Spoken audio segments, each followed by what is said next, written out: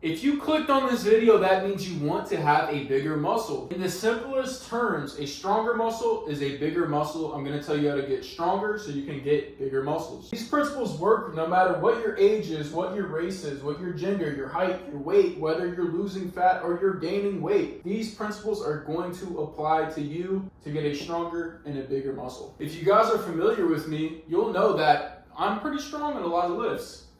That's why I've benched 455, I've done 270 for reps on weighted dips, 200 pounds for pull-ups added to my body weight for reps on weighted pull-ups. These principles not only work for me, some people are like, Will, you're young, maybe you have good genetics and this is why it worked for you. It's also worked for my client Mark, who went from dumbbell pressing the 60s to the hundreds in just 3 months.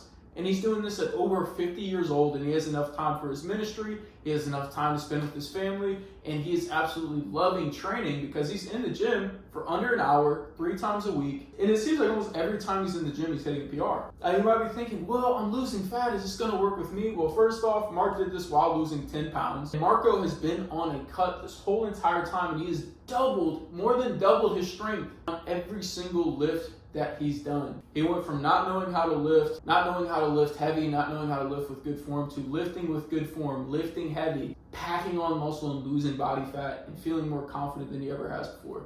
Now you might be wondering, why does a stronger muscle equal a bigger muscle? You might have heard from bodybuilders that this isn't necessarily true. Some people are really strong but aren't necessarily big.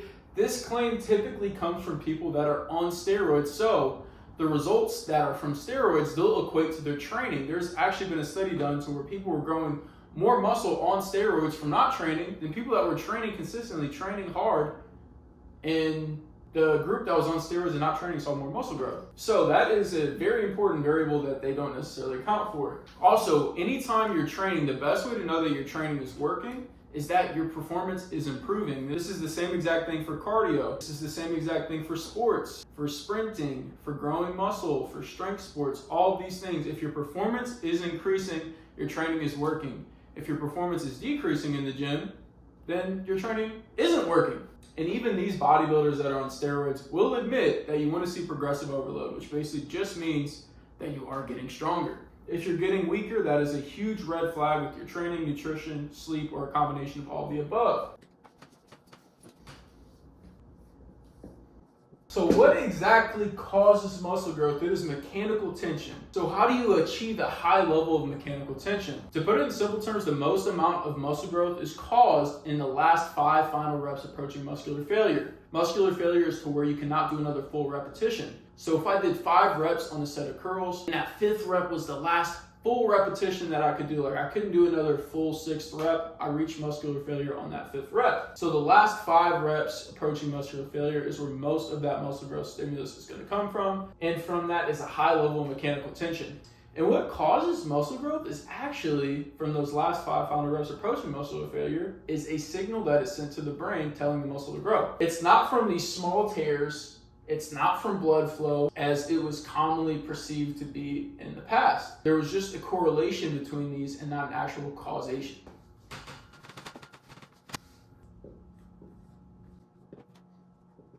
Okay, so how many reps should you be doing for your sets, and how many sets should you be doing in a week? We're getting right to the bread and butter right here, guys. This right here, you don't need any other information of why or how it works. You could really just follow this and get all the results of muscle growth and strength.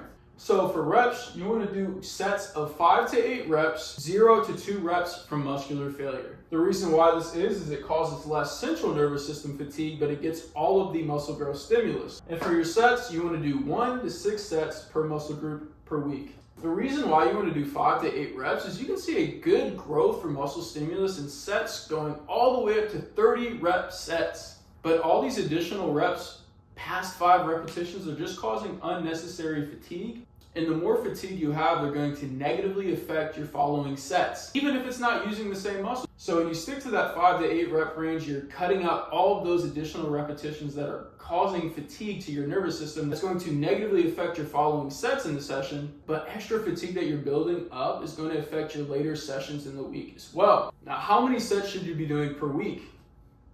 From my experience, I've seen no more than 6 sets per muscle per week. A beginner sets aren't going to be as fatiguing as an advanced lifter, so they might be able to get away with 4 to 6 sets per muscle per week and recover perfectly fine. So the simplest term to put this for how many sets you should be doing per muscle per week is the fastest rate that you're seeing your strength increase. If you're seeing 2 sets for chest a week and that's the fastest rate that your lifts are increasing and getting stronger, keep it at 2 sets. If you raise it to 4 and it slows down, you're doing better at 2 sets than 4. So this is going to be slightly different for everybody. There were times, for example, where I was doing 4 sets of chest per week and I was seeing the fastest progression, where now I'm currently seeing faster progress at 3 sets of chest per week, so I'm doing 3. If you take out sets in your lifting, maybe on accident or on purpose, and you see that you're getting stronger faster, keep the sets lower. This means that you're recovering better. There's maybe less fatigue, but whatever it is, if you're getting stronger faster and you're doing it in the 5 to 8 rep range, you're growing muscle faster. That's the simplest way to put this here, and how to find how many sets you should be doing per week per muscle. Now, all this stuff isn't going to work optimally unless you do the optimal workout split. I've been a huge advocate of full body workout splits ever since, for maybe 6-7 years now. And the reason why that is whenever you train full body, the muscle typically recovers in about 48 hours. So you have more opportunities to get the muscle to grow in training compared to letting a full week go by. You get 3 different opportunities throughout every 6 to 9 days if you're doing a full body split. Now, I think this is a little bit worse, but it's still fantastic. It's an upper-lower split. Now, how often should you be doing your full body workouts? 3 out of every 6 to 9 days. So you could go every other day. You could do 3 full body workouts every 6 days. You could do as little as once every 3 days. So that would be 3 full body workouts over a 9-day period of time. I don't have this belief that a workout split has to be in 7 days. It really doesn't make any sense to me. It could be 6 days, a 10-day split, a 12-day split, whatever. So 3 full body workouts every 6 to 9 days is what I would recommend. And the reason why this is you're gonna have more opportunities to grow, but also you want 48 hours for fatigue to go away between workout sessions, between lifting sessions. So even if you were to do an upper body day and then the following day do a lower body session, there's still gonna be some central nervous system fatigue that's carried over from the day before, even though it was an upper body session. That's gonna have some sort of a negative effect on your lower body performance following that upper body session the following day. So you want a full 48 hours in between sessions to have that fatigue go away. Now, is it going to be 48 hours on the dot every time? No, it might be 40 to 56 hours in between, but you guys know what I mean.